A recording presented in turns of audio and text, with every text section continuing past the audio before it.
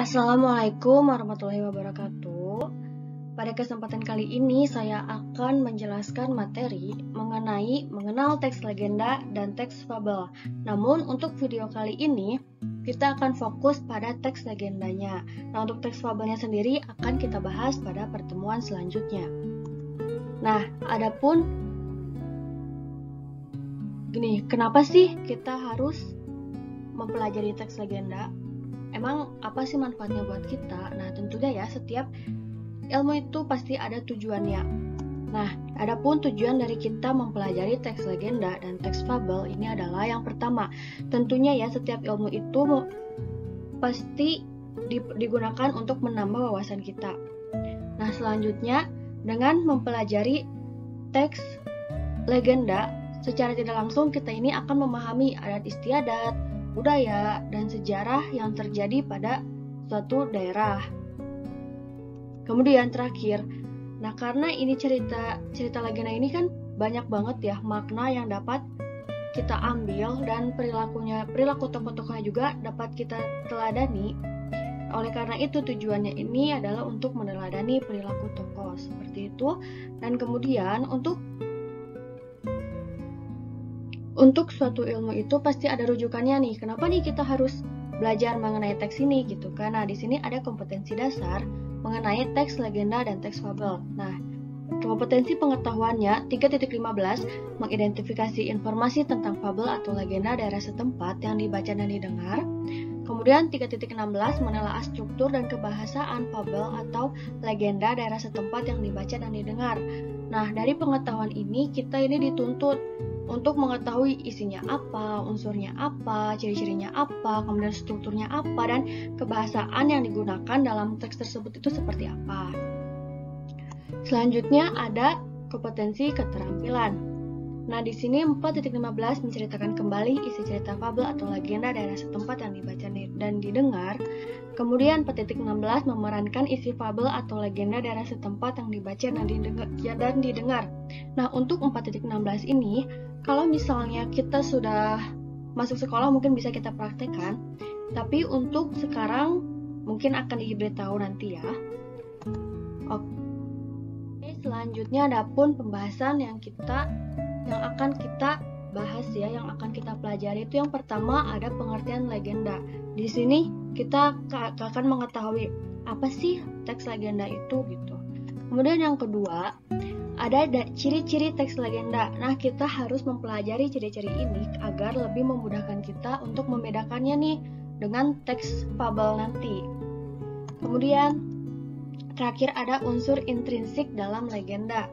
Nah, setiap teks itu pasti memiliki unsur-unsur intrinsiknya sebagai dasar dari pembuatan sebuah teks seperti itu. Jadi kita juga harus mempelajarinya gitu.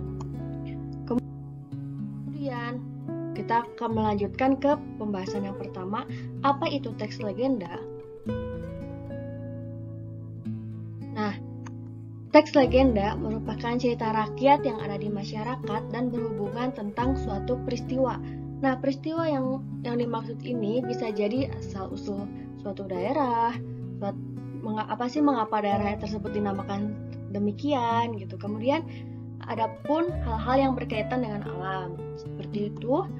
Selanjutnya, nah di sini nih ada contoh-contoh dari teks legenda. Nah, di sini ada yang pertama Sangkuriang. Nah, ini terkenal sekali ya, yaitu Sangkuriang ini merupakan cerita mengenai asal-usul dari Gunung Tangkuban Perahu. Kemudian ada Baginda Endit. Nah, Baginda Endit ini merupakan asal-usul dari situ Bagendit. Kemudian ada Loro Jongrang. Nah, untuk Loro Jongrang ini bisa kita sebut Loro, Lara, Roro gitu juga bisa ya. Tergantung daerahnya masing-masing. Nah, di sini juga merupakan asal-usul dari Candi Prambanan. Dan terakhir ada Malin Kundang. Sebenarnya contohnya masih banyak, tetapi di sini saya akan memberi contoh 4 saja agar cukup gitu ya. Oke. Selanjutnya ada ciri-ciri. Nah, yang pertama, tokoh dalam cerita memiliki kesaktian. Nah, di ini nih yang membedakan teks legenda dengan teks yang lain. Nah, setiap teks itu kan pasti memiliki tokoh ya, tokoh dalam cerita gitu. Nah, untuk teks legenda ini, salah satu tokohnya itu pasti ada yang memiliki kesaktian, baik itu dari tokoh utama ataupun tokoh pendamping. Nah, contohnya saja dari cerita yang cerita Situ Bagendit. Di situ seorang kakek memiliki kesaktian dari tongkatnya, yang tiba-tiba tongkat itu mengeluarkan air seperti itu. Kemudian terdapat unsur keajaiban. Nah, di sini dapat kita lihat contohnya dari cerita Sangkuriang, di mana ketika dia menendang perahunya hingga terbalik, itu perahunya tiba-tiba menjadi sebuah gunung, yaitu suatu keajaiban ya. Kemudian dihubungkan dengan hal-hal gaib.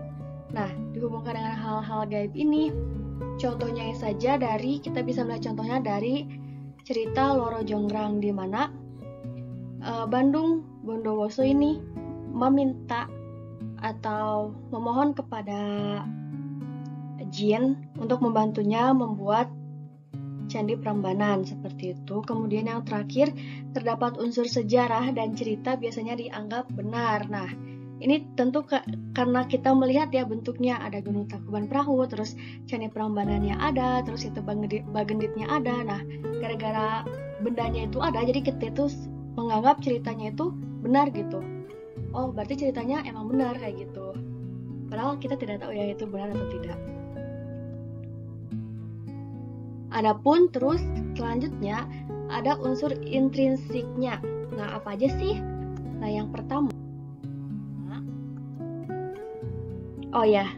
sebelum itu di sini ada sebuah kata kunci agar kita memudahkan untuk menghafalnya.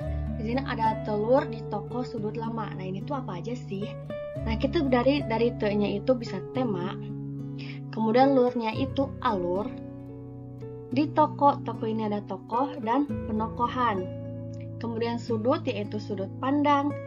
La-nya merupakan latar dan ma-nya merupakan amanat. Jadi, kalau misalnya kalian kesusahan nih harus menghafal tema, alur, tokoh, penokohan, sudut pandang, latar, amanat, kalian bisa ingat-ingat dari kata kunci ini, oke? Telur di toko sudut lama.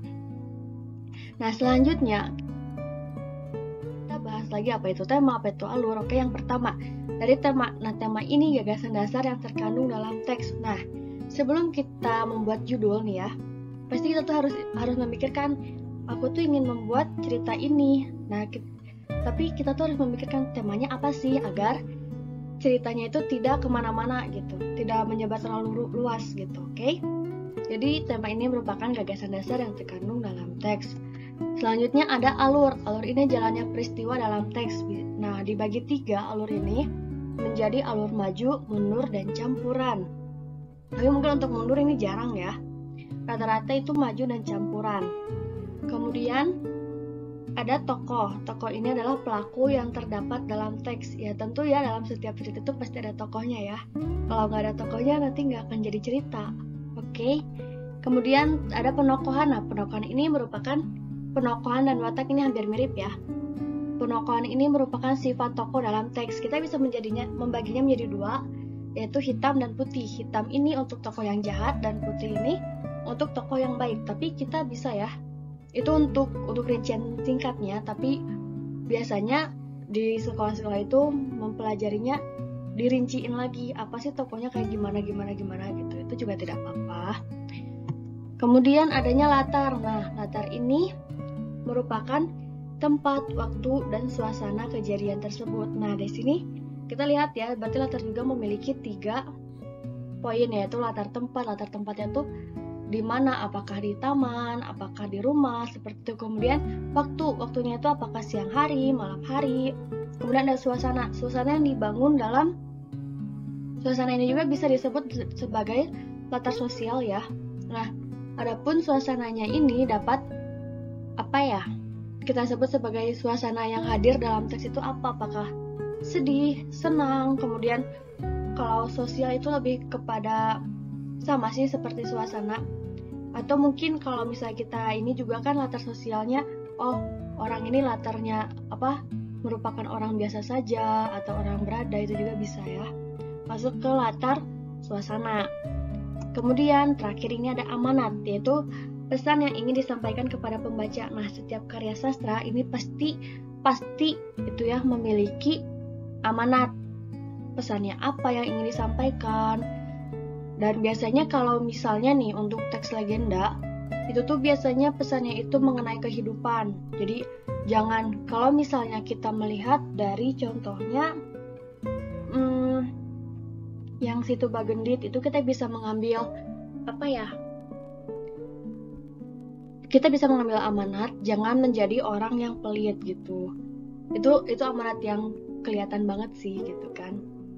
Oke, karena pembahasannya sudah selesai, sekarang ada latihan, yaitu carilah teks legenda yang kamu suka dan tentukan unsur intrinsiknya. Oke, ini latihannya. Dan oke, segitu saja pertemuan kita hari ini. Sampai jumpa di video selanjutnya. Wassalamualaikum warahmatullahi wabarakatuh.